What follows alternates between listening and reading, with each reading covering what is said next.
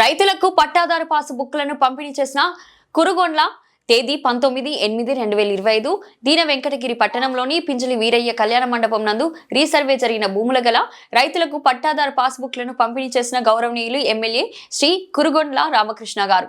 ఈ కార్యక్రమంలో ఎంఆర్ఓ గారు, మండల ప్రజా పరిషత్ అధ్యక్షులు, రూరల్ డక్కిలి మండల అధ్యక్షులు, తిరుపతి పార్లమెంట్ సభ్యులు, రాష్ట్ర నియోజకవర్గ అనుబంధ కమిటీ సభ్యులు, మండల మాజీ వైస్ ఎంపీపీలు, మండల కమిటీ నాయకులు, యువత, ఐటీడీపీ నాయకులు, రైతులు, మహిళా రైతులు, వీఆర్ఓలు తదితరులు పాల్గొన్నారు.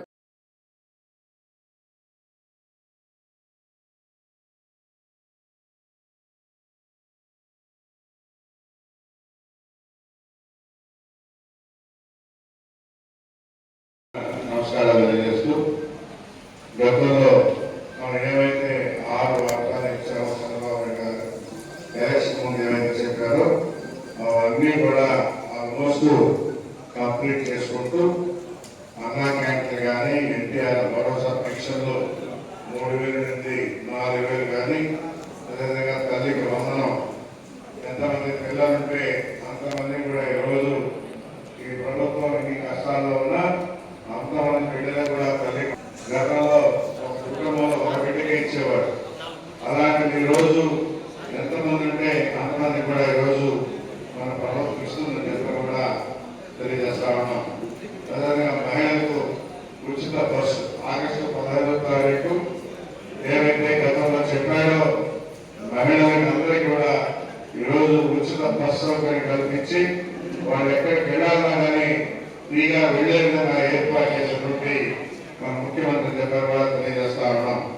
అదేవిధంగా అన్నదాత సుఖీభవ, రైతులకి ప్రతి రైతుకి కూడా మనం 20,000 రూపాయలు ఇస్తామని చెప్పాం. ఒక విడత 7,000 రూపాయలు పడింది, ఇంకా 2 విడతలు కూడా 100లో ఇవ్వబోతున్నామని చెప్పని కూడా తెలియజేస్తా ఉన్నాం.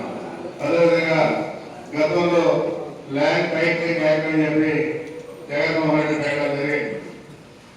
అంటే మీరు భూముల మీద కూడా ఆయన లోన్ తెచ్చుకునే విధంగా ఏర్పాటు చేసే విధంగా ఆలోచిస్తే వెంటనే మన ప్రభుత్వం ఇచ్చిన తర్వాత ఆ ల్యాండ్ టైటిలింగ్ యాక్ట్ ని రద్దు చేయడం జరిగింది.